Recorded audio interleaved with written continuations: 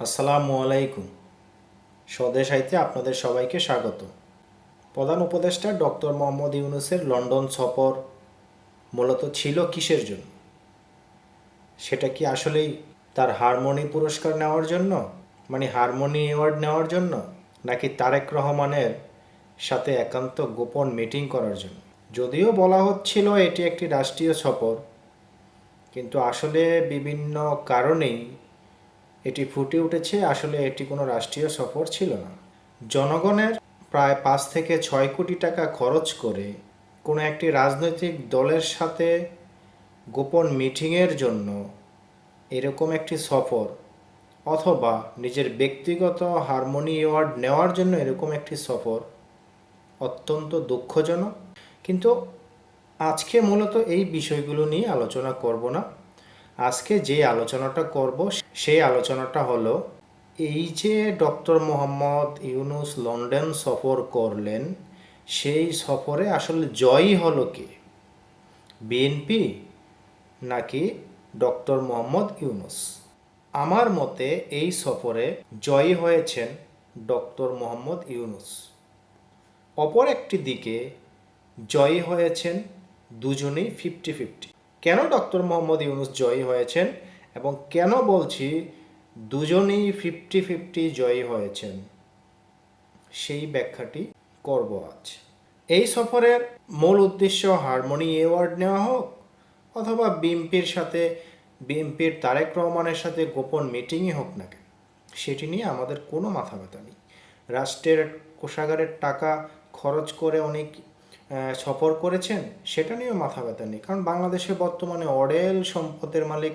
বাংলাদেশ বর্তমানে আমেরিকার চেয়েও ধনী হয়ে গেছে। কোনো টাকা পয়সার অভাব নাই, জনগণ অনেক সুখে আছেন। অঢেল সম্পত্তির মালিক যেহেতু বাংলাদেশ, সেক্ষেত্রে দু হাতে টাকা খরচ করাই যায়, এ নিয়ে কোনো সমস্যা নেই। আমরা কিছুদিন আগেও শুনেছি যে বিএনপি 3 উপদেষ্টার পদত্যাগ চায়। ডক্টর মোহাম্মদ ইউনূস লন্ডন সফরের আগে বিভিন্ন রাজনৈতিক দলদের সাথে যে বৈঠক করেছিলেন, সেইখান থেকে বের হয়েও বিএনপির প্রতিনিধিরা বলেছেন তারা 3 জন উপদেষ্টার পদত্যাগ চায়। এর মধ্যে ডক্টর খলিলুর রহমানও ছিলেন। এর আগেও যেদিন বিএনপি কোনো উপদেষ্টার পদত্যাগ চাইলেন, তার পরের দিনই ডক্টর মোহাম্মদ ইউনূসের সাথে যখন তাদের বৈঠক হলো, সেই উপদেষ্টা ডক্টর ইউনূসের পাশে বসেছিল। অনেকেই বলছেন এটি একটি নতুন রাজনৈতিক শিষ্টাচার, অনেকেই আবার বলছেন এটি বিএনপির একটি পরাজয়। যাই হোক না কেন, যদি নতুন একটি শিষ্টাচার হয় সেটাও ভালো। বিএনপি যদি পরাজিত হয়, পরাজয় বরণ করে, সেটা আসলে বিএনপি কোনভাবে নিবে, কোন রাজনীতিতে বিশ্বাস করতেছে, সেটা আসলে সময়ই বলে দেবে। কিন্তু এইবার যখন বিএনপির তরুণ নেতা মেয়র প্রার্থী ইশরাক যখন হাইকোর্টে রায় দেওয়ার পরও মেয়র হিসেবে শপথ গ্রহণ করতে পারলেন না, তখন বিশাল একটি আন্দোলন হয়েছে। সেই আন্দোলনেই বিএনপির একটি পরাজয় বলে বিভিন্ন বিশ্লেষকরা মত দিয়েছিলেন। যদিও সেই সময় সেই আন্দোলনের পর উপদেষ্টা বিএনপিকে ডেকেছিলেন, সেইখানেও তারা 3 জনের পদত্যাগ চেয়েছিলেন, কিন্তু আজ পর্যন্ত তাদের কোনো পদত্যাগ তো হয়নি, বা তাদের পদত্যাগের জন্য জোরালো কোনো আন্দোলনও হয়নি। এটি কেন হয়নি বা কেনই তারা পদত্যাগ চেয়েছিলেন, আবার পদত্যাগ না করার পরও কেন আন্দোলন হয়নি, সেটি আসলে একটি প্রশ্ন থেকে যায়। তার মানে কি এইরকম কোশ্চেন রেজ করে, মানে এরকম প্রশ্ন তুলে বা এরকম দাবি করে বিএনপি ইউনূস থেকে কোনো গোপন সমঝোতা করে নিচ্ছেন, কোনো বিশেষ সুবিধা আদায় করে নিচ্ছেন? এই প্রশ্ন একটি মহলে, এই প্রশ্ন বিভিন্ন বিশ্লেষকদের, এই প্রশ্নটা থেকেই যায়। এইবারও আমরা দেখলাম যে কিছুদিন আগেও যেখানে ডক্টর খলিলুর রহমান সহ আরও 2 জনের পদত্যাগ দাবি করলো, সেই খলিলুর রহমানই বিএনপির সাথে লন্ডনে যখন মিটিং হলো প্রধান নায়ক। এইটা আসলে কিভাবে সম্ভব? তারেক জিয়ার সাথে মিটিং করবেন, তিনি একজন দলের প্রধান, ভবিষ্যৎ দলের প্রধান এবং কি ভারপ্রাপ্ত চেয়ারম্যান। তার দল তো আর তার মতামত ছাড়া, মতামতের বাইরে গিয়ে, তার নির্দেশের বাইরে গিয়ে পদত্যাগ চায়নি। তাহলে সেই যাদের পদত্যাগ চাইলেন সেটাই এই মিটিংয়ের নায়ক কিভাবে হয়?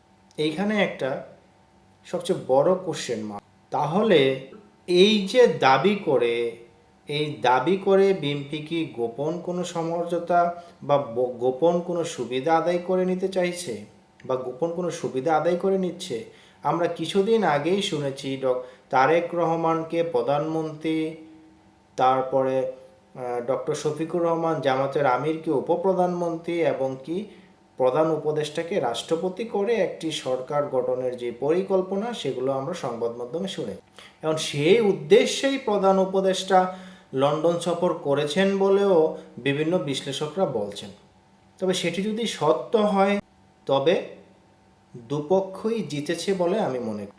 যেখানে তারেক রহমান প্রধানমন্ত্রী থাকবেন, ডক্টর ইউনূস রাষ্ট্রপতি থাকবেন, এখানে তারেক রহমানই অর্ধেক জয়ী হলেন ডক্টর মোহাম্মদ ইউনূস। অপর প্রান্তে যেটি বলছি যে বিএনপি পরাজিত হয়েছে।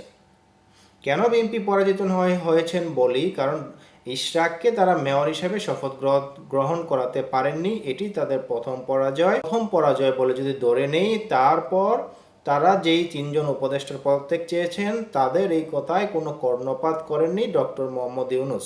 তারপর লন্ডন সফরে সেই উপদেষ্টাই যান যেই উপদেষ্টার পদত্যাগ বিএনপি চান, এবং তাদের সাথে সৌজন্য সাক্ষাৎ করেন, হাসিমুখে মিটিং করেন, এবং একসাথে দেখলাম যে বিএনপির স্থায়ী কমিটির সদস্য আমির খসরুর সাথে সংবাদ ব্রিফিং করেন পাশাপাশি বসে। যদি বিএনপি কোনো সমঝোতা না করে থাকেন, গোপন সমঝোতা না করে থাকেন, গোপন কোনো সুবিধা না নিয়ে থাকেন, তারপরও যদি বিএনপি এটি নমনীয় হয়ে থাকে, এটি করতে বাধ্য হয়ে থাকে, তাহলে এটি বিএনপির পরাজয়। এখন কোনটি হয়েছে, কোনটি ঘটেছে, সেটি সময়ই বলে দিবে, এবং আপনারা অবশ্যই এই বিষয়ে জানাবেন। ধন্যবাদ সবাইকে।